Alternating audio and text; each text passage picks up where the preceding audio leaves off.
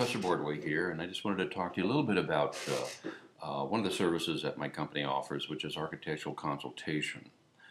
Because I've been in this profession over 30 years, I get questions from principals of firms and anywhere from principals of firms all the way from candidates coming up right out of school and into the profession, asking questions and such. So I'll spend an hour or two on the phone with them, kind of giving them some direction on the particular issue or question that they have.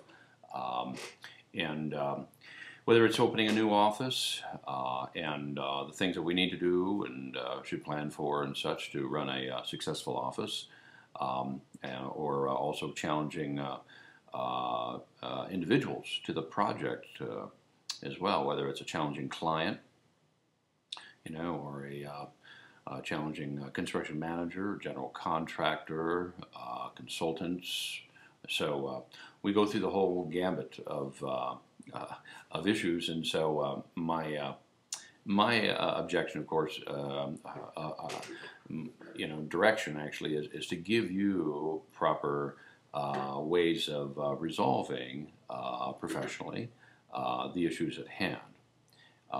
Sometimes I'll be asked a question about a challenging client that's asking a lot of services, specific services that the architect should not be doing.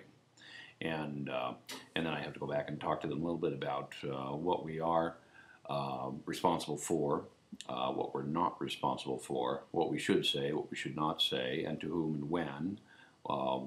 When is a good time to document, and what should we document? So communication and documentation become a couple of good rules to follow as well. I always find that when you're dealing with personality issues and such, then it's good to kind of stay factual and stay with the documents as much as possible instead of getting into each other's personal issues and such.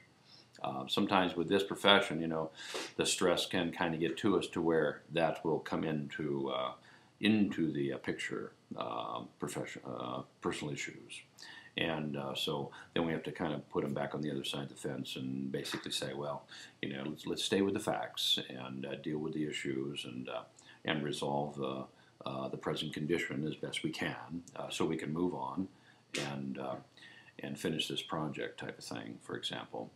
So when someone comes to you and kind of challenges you on that type of issue, then I'll get a call from the individual. Again, it could be a principal, it could be an employee in the office that's probably having difficulty with others in the office, and so I'll talk to them about that situation. I mean, my experience, I've worked for small firms, large firms, commercial and industrial, residential, institutional, theme parks, hospitality, and all of that.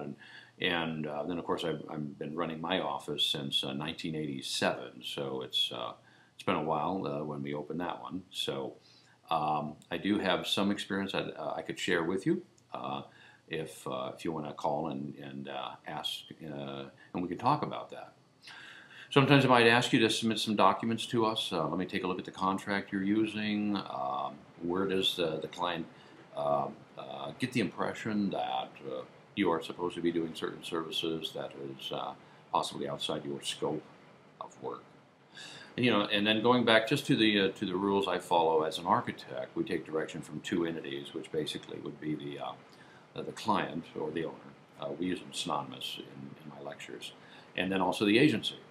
And so where possibly are you having an issue with one of those two entities, and so we can talk to you about how best to resolve that as well. Sometimes a candidate just starting out with the exam process will ask me, okay, can you spend an hour with me on the phone and lay out a schedule that's logical for me to follow over the next 7 months or whatever it happens to be if they take one a month. And so I'll go through and do some consultation and help them on that. Now, I'm not an attorney, so I can't give you legal advice on any other issues, but I can give you advice and some direction on architectural issues. And so I can help this candidate lay out a schedule for them that makes sense, and then they go through and they kind of focus on those specific issues as to how to prepare and that type of thing. Talk about opening an office. Somebody will call me ask me for some direction on the specific of what they need to do to open an office. And so we'll go through those specific issues. So we go through and talk about the extent of documents, perhaps, that need to be generated on a particular project, or levels of energy efficiency analysis that could be done as well.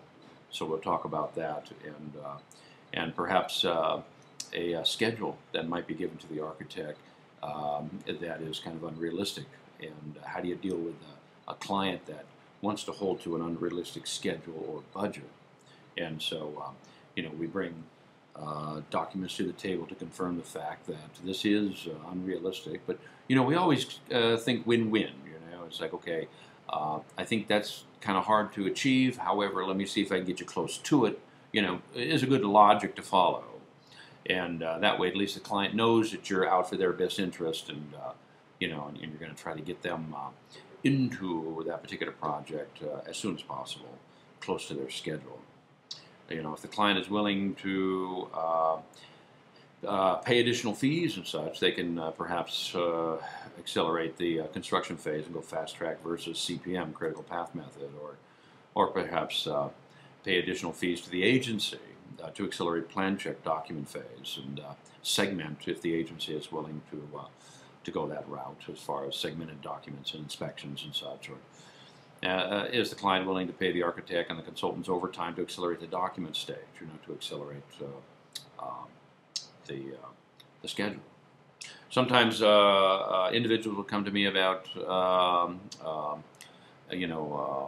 when the project goes over budget, and so we go into a value engineering discussion, and how best to bring the project and/or schedule back down, the budget, and/or schedule back down to what was originally agreed to, or so we take a look at the things that perhaps caused the overrun, and any extras on the project that the client can live without.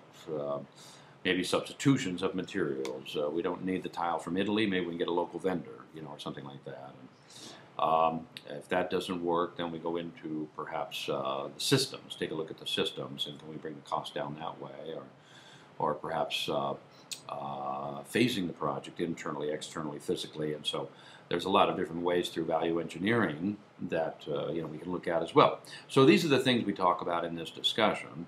And so understanding what the situation is, I'll take a look at that, and any documents that we need at the time, we'll have you forward those to us in an e-file or something like that. And I'll look at those on the computer. We don't have to print anything out. We'll just scan them in PDF, whatever. And then we can go through and take a look at the specific situation and give you some good direction in the consultation to help you focus on the task at hand, so that we can all move forward productively and professionally. All right, so any questions on consultation, just give me a call. I can kind of walk you through that as well. All right, take care. Bye-bye.